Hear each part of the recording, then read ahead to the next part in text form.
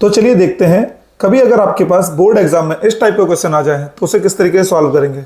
हमारे पास क्वेश्चन क्या कहता है, हमारे पास बोलता है कि x की वैल्यू -2 दी है, जो क्या है एक कॉमन सॉल्यूशन है। दो हमारे पास क्वाड्रेटिक इक्वेशन दे रखी है, इन दोनों इक्वेशनों के लिए x की वैल्यू हमारे पास क्या दिया है, -2 दी है।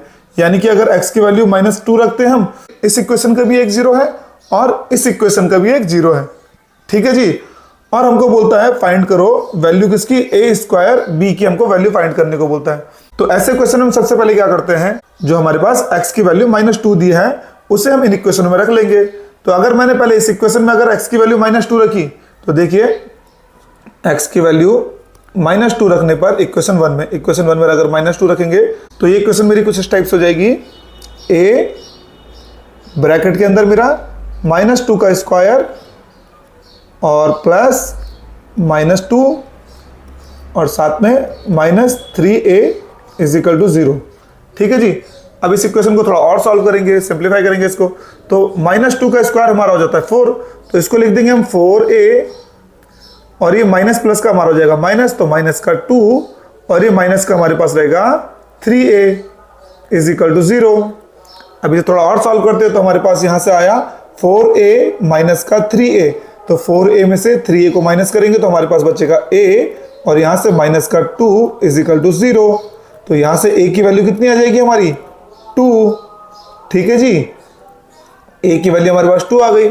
सिमिलरली तो हमारी इक्वेशन कैसे आएगी, x² plus bx plus b = 0, है ना। इसमें क्या करेंगे हम, x = -2 पुट करेंगे, है ना।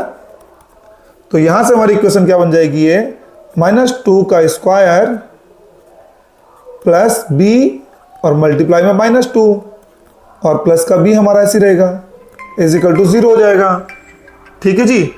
इसके बाद क्या करेंगे हम, इसको थोड़ा और सिंप्लीफाई करेंगे तो यहां से हमारा आएगा 4 के बाद आएगा हमारा माइनस का 2b प्लस का b = 0, ठीक है जी। अब इसे थोड़ा और सिंप्लीफाई करेंगे, ये -2 है, ये माइनस का 2b है और ये b है, तो यहाँ से 4 माइनस का b = हमारा 0 हो जाएगा। और अगर हमने इसे थोड़ा और सॉल्व किया तो यहाँ से हमारी जो b की वैल्यू निकल के आएगी वो आ जाएगी हमारी b = 4, ठीक है जी। b की वैल्यू हमारी कितनी आ गई, 4, a की वैल्यू हमें मिल गई, b की वैल्यू हमें मिल गई। अब इसकी वैल्यू हम क्या करेंगे, जो हमें क्वेश्चन दिया है, जो हमसे पूछा है, इसमें रख लेंगे। हमारे पास क्या पूछा है उसने, हमारे पास पूछा है वैल्यू फाइंड करनी है हमें किसकी, a² b की, ठीक है जी। तो a हमारे पास क्या आया 2, तो 2 का स्क्वायर हो जाएगा और b हमारे पास कितना है 4, तो ये आ जाएगा हमारे पास 4 × 4 यानी कि 16।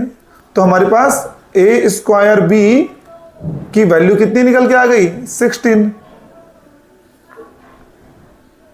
ठीक है जी। इस टाइप के क्वेश्चन में हमने सबसे पहले क्या किया, देखिए हमारे पास जो कंडीशन दी थी उसमें कहा था कि x की जो वैल्यू है वो इन दोनों इक्वेशनों के लिए क्या है, कॉमन है ना। यानी कि इसमें अगर हम x की वैल्यू रखेंगे तो इसको भी सेटिस्फाइड करेगी और इसमें रखेंगे तो इसे भी सेटिस्फाइड करेगी।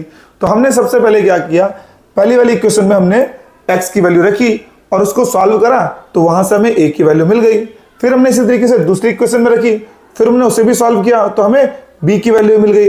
अब हमें जो क्वेश्चन है पूछा है a² b की वैल्यू फाइंड करने के लिए, तो हमने क्या करा, इस जगह पे a की वैल्यू पुट कर दी और b की वैल्यू पुट कर दी, तो इसे सॉल्व करके हमारे पास कितना आंसर आ गया, 16।